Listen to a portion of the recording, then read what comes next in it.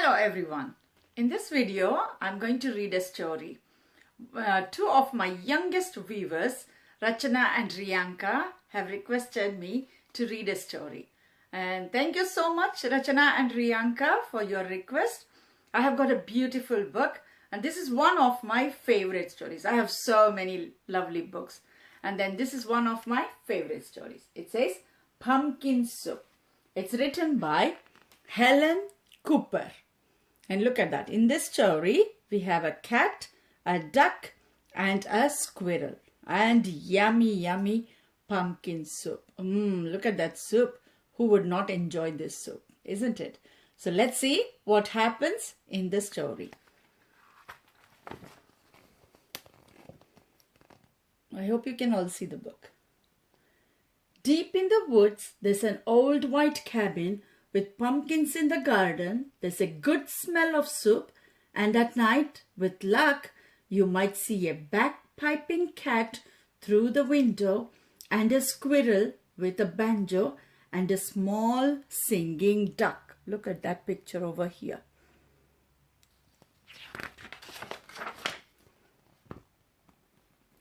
Pumpkin soup, the best you ever tasted, made by the cat who slices up the pumpkin, made by the squirrel who stirs in the water, made by the duck who scoops up a pipkin of salt and tips in just enough. Look here, it's a teamwork. All three of them are making the soup together. That looks yummy. They slurp their soup and play their song, then pop off to bed in a quilt stitched together by the cat, embroidered by the squirrel, and filled with fine feathers from the duck. And it's peaceful in the old white cabin. Everyone has his own job to do. Everyone is happy, or so it seems. Look, it's such a teamwork, isn't it? Very nice. Look, all three of them are snuggled in the bed. But one morning, the duck woke up early. He tiptoed into the kitchen and smiled at the squirrel's special spoon. "Wouldn't it be fine," he murmured, "if I could be the head cook?" Look at that. That spoon looks bigger than the little duck. He drew up a stool, hopped on top, and reached until his beak touched the tip of the spoon. Krrr, plunk! Down it clattered. Then the duck trotted back to the bedroom, held up the spoon and said, "Today it's my turn to stir the soup." Look at that. Ooh. "That's mine," squeaked the squirrel. "Stirring is my job. Give that back." "You're much too small," snapped the cat. "We will cook the way we always have." But the duck held on tight until the squirrel tugged with all his might, and whoops! The spoon spun through the air and bopped the cat on the head. Tuck! Oh, that doesn't look good. Then there was trouble, a horrible squabble, a row, a racket, a rumpus in the old white cabin. Look. Oh, all three friends are fighting. It all began with the duck. That doesn't sound good. Now let's see. Look. "I'm not staying here," wailed the duck. "You never let me help with anything." And he packed up the wheelbarrow, put on his hat, and waddled away. "You will be back," stormed the cat, "after we have cleaned up." And the squirrel shook his spoon in the air. But the duck didn't come back. Not for breakfast, not even for lunch. "I will find him," scoffed the cat. He will be hiding outside. Oh, look, now they are all worried for the duck. I wonder where the duck went. Let's see if the cat and the squirrel are going to find them. Oh, look. I bet he's in the pumpkin patch. But the duck was not in the pumpkin patch. They could not find him anywhere. Look, such a beautiful pumpkin patch. But look, no duck. Oh dear. So they waited all that afternoon. Look, they're waiting. Oh, they look very sad. Look at that frowning face. The cat watched the door. The squirrel paced the floor. Look. That duck will be sorry when he comes home, they murmured. But the duck didn't come home. Not even at soup time. Look. Oh, it's only two of them making soup. Oh dear, let's see. The soup wasn't tasty. They would make it too salty. They didn't feel hungry anyway. They both sobbed over supper and their tears dripped into the soup and made it even saltier. Look, oh, that's so sad. Both of them are crying. Do you remember who used to sprinkle the salt? It was the squirrel's job, isn't it? It was the duck's job, isn't it? And then now the duck is not there. So cat and the squirrel, they don't know how much salt they need in the soup. Oh, look at that.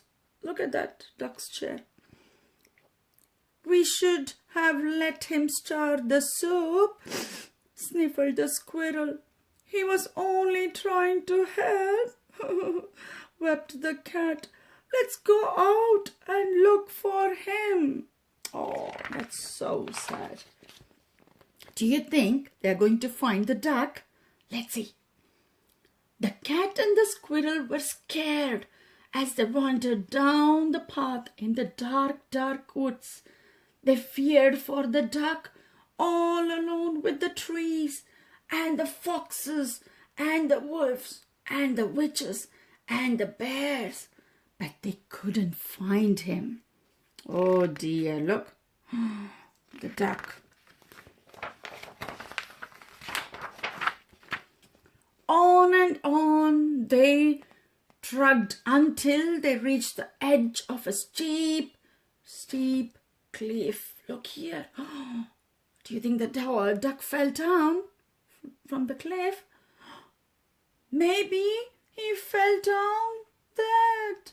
Oh, wailed the cat. I will save him, squeaked the squirrel, and he scrambled down on a long shaky rope. He searched all around on the ground, but he couldn't find the duck. Look here. Oh, poor cat and poor squirrel. I wonder where the duck is. Let's see. Oh, look. Where's the duck? Here. It was this soup made duck famous. How does he do it?